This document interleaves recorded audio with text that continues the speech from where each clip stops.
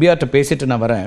அரவிந்த், ஒரு அரசியல் முக்கியத்துவம் குறையும், மாநிலங்களுக்கான உரிமை அதிகாரம் ஏற்கனவே குறைஞ்சிட்டு இருக்கு, இன்னும் அதை நோக்கின ஒரு பயணத்தில் தான் இதெல்லாம் போயிட்டு இருக்கு, அதனால நாங்கள் எல்லாம் ஒன்றா சேர்ந்து வர வேண்டியிருக்குன்னு ஒரு மாநில முதலமைச்சர் இல்லை, நிறைய மாநிலங்கள்லேருந்து வந்து பேசியிருக்காங்க ஸ்ரீனிவாசன். ஸோ அதனால் இது தலைப்புலேருந்தே நான் ஆரம்பிக்கிறேன். இது கேடயமா இல்லாட்டி வாழான்னு கேட்டிங்க. இது ரெண்டுமே இல்லை, இது ஒரு அட்டக்கத்தின்னு தான் நான் சொல்லுவேன்.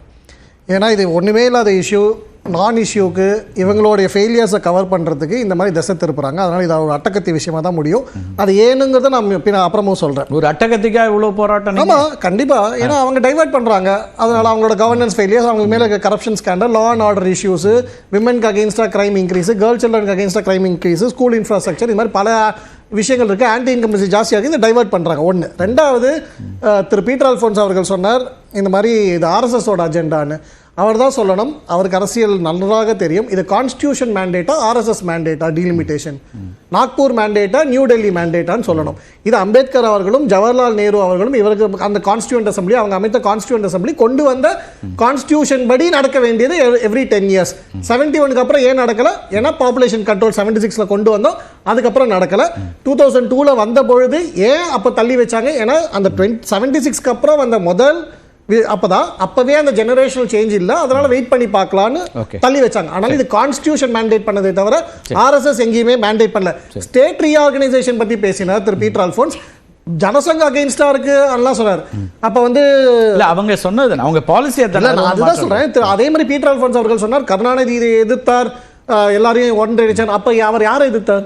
காங்கிரஸ் தானே எதிர்த்தார். அவர் ஒன்னும் சொல்லல, அன்னைக்கு இந்த காங்கிரஸ் மாறிடுச்சுல்ல.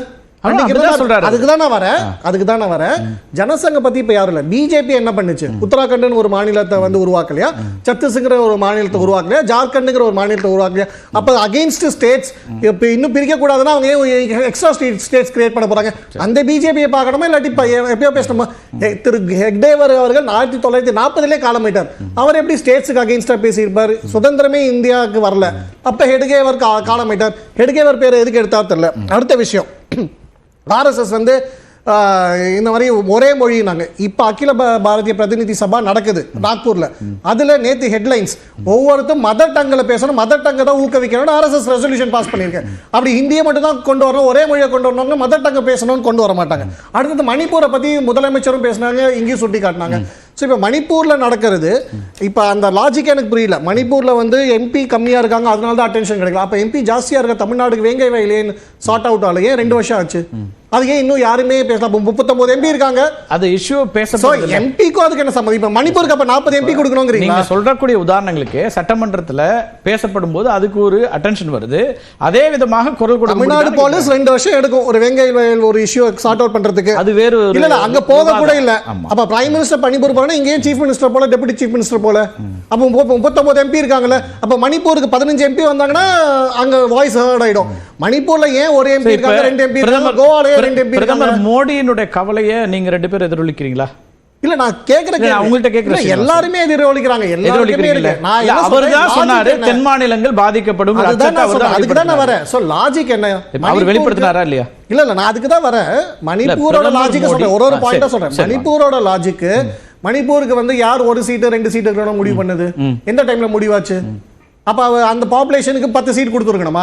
கிடையாது. பாப்புலேஷன் பேசிஸ்ல அப்ப 61-71ல கடைசியா கொடுத்த நம்பர் அப்படியே மெயின்டைன் ஆகுது. காங்கிரஸ் அரசாங்கம் தான் அது பண்ணிச்சு, அவங்க அமைச்ச கமிஷன் தான் பண்ணிச்சு, கான்ஸ்டிடியூஷனலி மேண்டேட் பண்ணி தான் கொடுத்தாங்க. அவர் மறுக்கவே இல்லையே திருப்பி. அப்படியே என்ன லாஜிக்னு கேக்குறேன். சிஎம் பேசினது என்ன லாஜிக்? மணிப்பூருக்கு வந்து கம்மி எம்பி, அதனால பாருங்க அட்டென்ஷன் இல்ல. என்னன்னா ஒரு வலுவான ஒரு இடத்துல நாம இருந்து கேட்க வேண்டிய தேவை இருக்கு. நீங்க மணிப்பூரோட கம்பேர் இல்ல, மணிப்பூர் மாதிரி ஒரு மாநிலம் ஏன் குரல் எடுக்க முடியும்? இப்போ இங்க தமிழ்நாடு லாஜிக் இல்லங்கற. இல்ல சார், 39 பேர்ங்கிறது 31 அவங்க சொல்ற கணக்கு எடுத்துக்கீங்களா? இல்ல, ஆந்திராக்கு பவர் இருக்கா இல்லையா? இந்த அரசாங்கத்துல ஆந்திராக்கு பவர் இருக்கா இல்லையா? ஆந்திராக்கு தமிழ்நாடோட கம்மி எம்பிஸா இல்லையா? டிடிபிக்கு கம்மி எம்பிஸா இல்லையா? அப்புறம் எப்படி ஆந்திராக்கு பவர்? அவங்க அதிகாரத்துல இருந்தாலும் வர முடியும்ன்ற எலெக்ஷன் வந்தா பேஸ் பண்ணி இப்ப போறது அந்த சூழல் அமையணும் இல்ல? அதுதான் நான் சொல்றேன். சோ அதனால இந்த தாட் இருக்குல்ல, ஒரு lesser number of seats means lesser political power. தப்பு. ஒரு எம்பி இருக்கிற சீட் தான் ஒரு காலத்துல இங்க பவர்ஃபுல்லா இருந்தாங்கல்ல, மினிஸ்டர்ஸா இருந்தாங்கல்ல, எல்லா மாநிலத்தில இருந்து இருந்தாங்கல்ல. சோ அது பிரச்சனை. ஏன் கேள்வி என்ன சீனிவாசன், இப்ப திரு மோடி அவர்கள் தான் இதை சொன்னாரு, தென்னகம் பாதிக்கப்படும், தென்னிந்தியா பாதிக்கப்படும், படக்கூடாது. இல்ல படுன்னு அவர் பரப்புரையில சொன்னார். பண்ணா ராகுல் காந்தி சொன்ன பாப்புலேஷன் பேசிஸ்ல பண்ணா பாதிக்கப்படும் சொன்னார். அதனால அது நடக்காது. அது நடக்காது. இப்ப என்ன நடக்கும்? சோ அதுதான் சொல்றேன். இப்ப என்ன நடக்கும்? அதுதான் சொல்றேன். என்ன இதுல கிளாரிட்டியே இந்த எதிர்க்கட்சிகள் இன்னைக்கு வந்தவங்களுக்கே இல்ல, யூனிட்டி இல்ல. நீங்க ஆளுங்கட்சி தான் சொல்லணும். அவர் சொல்லுவாரு. அதுதான் சொல்றாரு. ஏன்னு நான் சொல்றேன், ப்ரோரேட்டாவும் 1971 பேசிஸ்ல எடுக்கணும்னு சொல்றது ரெண்டுமே ஒண்ணுதான். அதுவே இவங்களுக்கு முதல்ல புரியல. ஏன் அப்படிங்கறத எக்ஸ்பிளைன் பண்றேன்.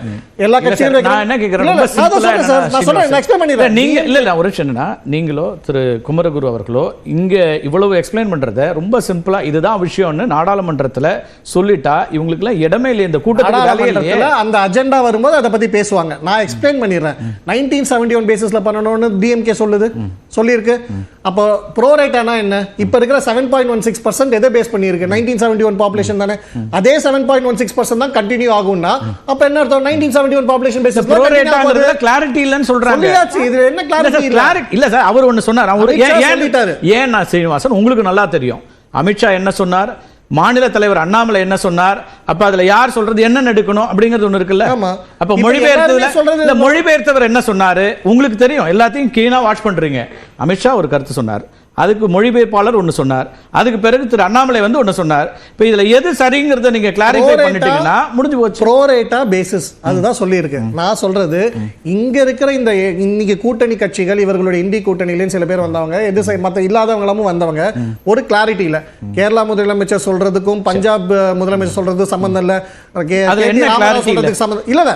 ஒருத்தர் வந்து 25 இயர்ஸ்க்கு ஃப்ரீஸ் பண்ணணும்ங்கறாரு, ஒருத்தர் வந்து ஃபேர் டீலிமிட்டேஷன் வேணும்ங்கறாரு, ஒருத்தர் வந்து 1971 பேசிஸ்ல வேணும். எல்லாமே ஒண்ணுதான் நினைக்கிறேன். எப்படி 25 இயர்ஸ் போஸ்ட்போன் பண்ண சொல்றதோ ஃபேர் டீலிமிட்டேஷன் வேணும் சொல்றது. யார் அன்ஃபேர் டீலிமிட்டேஷன் சொல்றாங்க? இதுல என்னன்னா நீங்க சொல்றதுல இருந்து ஒரு விஷயம் என்ன வருதுன்னா, அந்த கூட்டம் ஜனநாயகப்படி நடந்திருக்குது. கடைசியா ஒரு தீர்மானம் நடக்கல. இல்ல ஒரு தீர்மானத்துக்கு எல்லாரும் வந்திருக்காங்க, ஒத்துக்கிட்டு இருக்காங்க. தீர்மானத்திலேயே முரண் இருக்குன்னு சொல்றாங்க. அத பேசுவோம். நீங்க சொல்லுங்க. தீர்மானத்திலேயே முரண் இருக்கு. நம்ம பேசுவோம். முதல் கட்ட இன்னும் ஒரே ஒரு பாயிண்ட் சொல்லி ரொம்ப நேரமா பேசாம இருக்கு. இன்னும் ஒரே ஒரு பாயிண்ட் சொல்லி முடிச்சேன். திமுக இல்ல இரட்டை வேடம் போடுகிறது. 2 senior ministers north Indians pigs, பன்றிகள் என்று குறிப்பிட்டிருக்கிறார்கள்.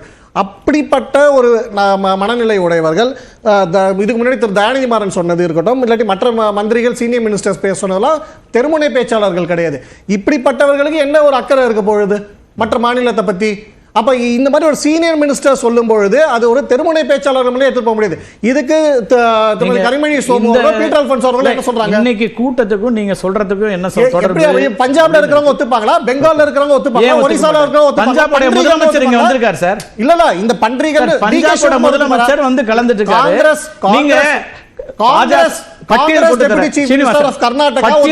சீனிவாசன் பட்டியல் போட்டு தர தமிழ்நாடு வட இந்தியாவில இருந்து நான் இப்படி வடக்கு தெற்குன்னு பேச மாட்டேன். நீங்க டிவைட் பண்ண முயற்சி பண்ணீங்கன்னா அதை நான் கவுண்டர் பண்ண சொல்றேன். அவர் சொன்னது நான் சொல்றேன். அவர் சொன்னது வட இந்தியாவில இருந்து பல்வேறு விதமான விமர்சனங்கள் இங்கே முன்வைக்கப்பட்டிருக்கு. மதராசின் உங்களையும் என்னையும் சேர்த்து என்ன பேசப்பட்டது உங்களுக்கு தெரியும். அது எல்லாமே அதனால நம்ம பொதுவா கண்டிக்கிறீங்களா இல்லையா? நான் கேக்குறது டிகே சிவகுமார் ஒத்துப்பாரா? யூபில இருக்கிற சார் அதான் சார் வந்து உட்கார்ந்து பேசிருக்காங்க சார். அழைப்பை ஏற்று வந்தாங்கன்னா என்ன அர்த்தம்? ரிமார்க்ஸ்க்கு ஒத்துப்பாங்களா? அதனால இந்த ரெட்டை வேடம், இந்த முதலை கண்ணீர் அப்படி நான் சொல்றேன். நீங்க வேற ஒரு இடத்துக்கு போய் முதலை கண்ணீர் சொல்லி முடிக்கிறேன். இவங்க பஞ்சாப் கூப்பிடுறது அது உங்க பார்வை. சீனிவாசன் உங்க பார்வை நான் மறுக்கல. உங்க பார்வை சொல்றது நீங்க சொல்றீங்க. நான் என்ன சொல்றேன்னா இதுக்கெல்லாம் இடையில தான் அழைப்பை எல்லாருமே உட்கார்ந்து பேசுறாங்க. துரைமுருகன் அவர்களோ அன்பரசன் அவர்களோ டீலிமிட்டேஷன் கான்செப்ட்ல தான் இப்படி ரெஃபர் பண்ணாங்க. நான் என்ன சொல்றேன்னா டாபிக் கேட்டது நீங்க சொன்னதுக்கெல்லாம் பிறகுதான் அத்தனை தலைவர்களும் ஒன்றாக தீர்மானத்தை நிறைவேற்றி இருக்கிறாங்க. கேள்வி வைக்கிறேன்.